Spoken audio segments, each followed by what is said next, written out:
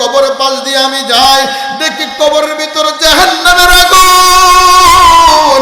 আবার যখন দ্বিতীয়বার আসি, দেখি কবরের ভিতর জান্নাতের ঘিরান বের হয়, কবর থেকে জান্নাতের ঘিরান বের হয়। কারণ কি? আল্লাহ পাক রব্বুল আলামিন বলেন, মুসা প্রথমে যা দেখছো এটাও সত্য, দ্বিতীয়বার যা দেখছো এটাও সত্য। বলে কারণ কি?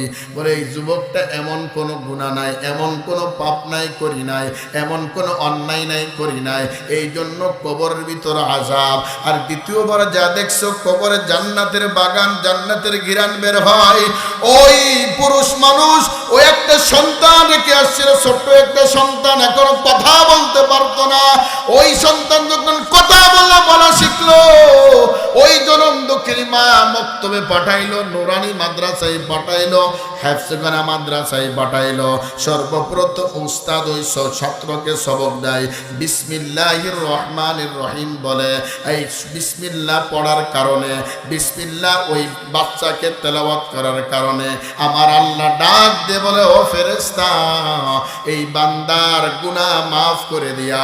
ওই বাচ্চা বিসমিল্লাহ পড়ার কারণে, ওই সন্তান বাবার জন্য বিসমিল্লাহ পড়েছে, ওই আযাব মাফ করে কবরে জান্নাতের বিছানা বিছাই দাও। তাহলে ছাত্রকে মাদ্রাসায় দিতে হবে, কোরআন শিখাইতে হবে। আপনি কোরআন শিক্ষা গ্রহণ করার পরে ইঞ্জিনিয়ার বানান, ব্যারিস্টারি বানান, অফিসার বানান, কোনো সমস্যা নাই। অফিসারও দরকার আছে, ডাক্তারও দরকার আছে, ইঞ্জিনিয়ারও দরকার আছে, ঠিক কিনা? কিন্তু সর্বপ্রথম কোরআন শিক্ষা দিতে হবে। কি শিক্ষা দিতে হবে? কোরআন শিক্ষা দিতে হবে। বাংলাদেশে বর্তমান স্কুল যারা মাদ্রাসায় পড়ে, ষষ্ঠ শ্রেণী, সপ্তম শ্রেণী বইয়ের ভিতর বানরের ছবি দিছে, দেখছেন না? বানর থেকে মানুষ সৃষ্টি হয়।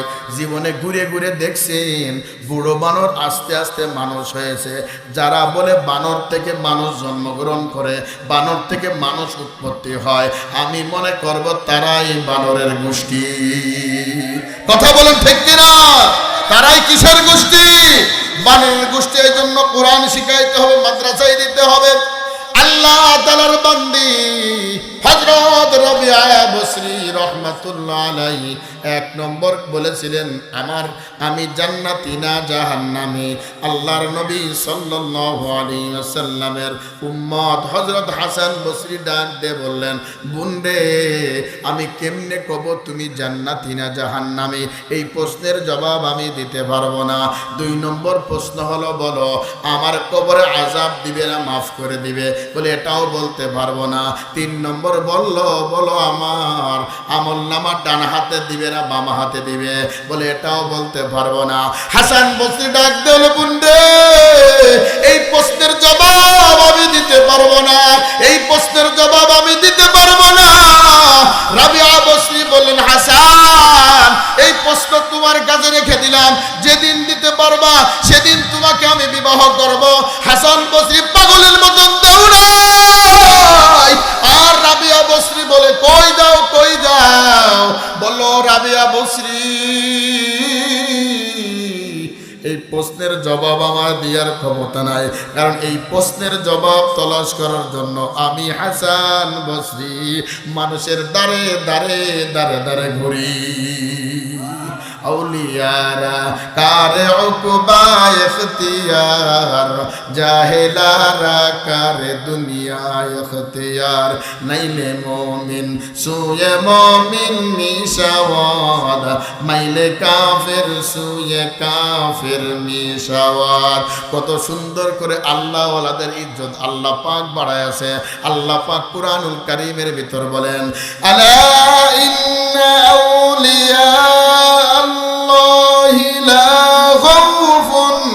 لا خوف عليهم ولا هم يحزنون।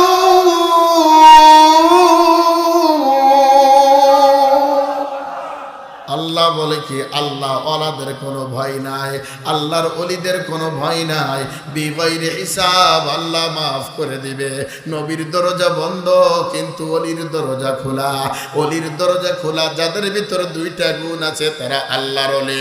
এক নম্বর হলো যারা আল্লাহর উপর ঈমান আছে, দুই নম্বর হলো যারা আল্লাহর ভয় করে। আমি কোরআনের কারীম থেকে যে আয়াতটা তেলাওয়াত করেছি, ইয়া আইয়ুহাল্লাযীনা আমানুত্তাকুল্লাহ, যার ভিতরে দুইটা গুণ থাকবে তারা আল্লাহর ওলি, আর যাদের ভিতরে দুইটা গুণ না তারা ওলি না, ওলি নামের ভণ্ড। এখন তো বাবার মাজার পাওয়া যায়, কুত্তাওয়ালির মাজার, শাহ মাজার, তারপরে কি মাইজ ভান্ডারি, তারপরে কি কুতুব শাহ, তারপরে দেওয়ানবাগি, রাজারবাগি, বালতেবাগি, কত অলির দরবার খুঁজে। অলিরা তো নামাজ পড়েই না, গান টানে, মুরিদরাও টানে। কথা কন না কেন? আমি যখন চট্টগ্রামে চাকরি করি স্যার, চট্টগ্রামে যে ফটিকছড়ির লাইনে সব মাজারের গোষ্ঠী, সব বন্ডের গোষ্ঠী। আমি গেছি এক জায়গা মাহফিল করার জন্য, চিন্তা করলাম অলির মাজার জিয়ারত করেই যায়। বলছে হুজুর এই রাস্তা দিয়ে চলেন, মাল আছে। কি আছে? মাল আছে, মাল। আমি তো মাল দেখার জন্য যাওয়াই লাগবে, সত্য বলি মিথ্যা বলি না, এমন কোনো দরবার না আমি যাই না। কিন্তু দুইটা জায়গায় যে আমার দিল পরিবর্তন হয়ে গেছে। এক নম্বর হলো টঙ্গীর ময়দান, আর দুই নম্বর হলো চরমোনার ময়দান। বলছে হুজুর এই রাস্তাতে চলেন, মাল আছে, মাল দেখাবো।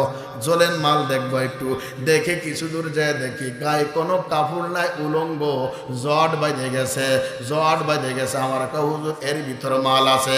আমি কই তো সব তো দেখাই যাচ্ছে, মাল যা আছে সব তো। এরারে আবার সিজদা দেয়, এরারে আবার সিজদা দেয়। যারা সিজদা দেয় তার ঈমান আছে, এই দল মানা যাবে না, না, না, না। যাদের ভিতর দুইটা গুণ আছে তাদের মানব। এক নম্বর গুণ হলো যারা আল্লাহর উপর ঈমান আনছে, দুই নম্বর গুণ হলো যারা আল্লাহকে ভয় করে। যারা মাজারে সিজদা দেয়, সিজদা দেওয়ার জন্য বলে তাদের ঈমান আছে। সিজদা দেব কার দরবারে? জোরে কোন কার দরবারে?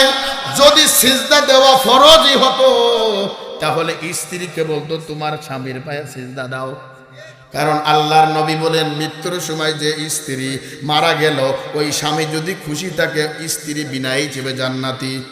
তাহলে আমি একটা পরীক্ষা করি, কারা কারা আপনার স্ত্রীর উপরে খুশি আছেন দেখি।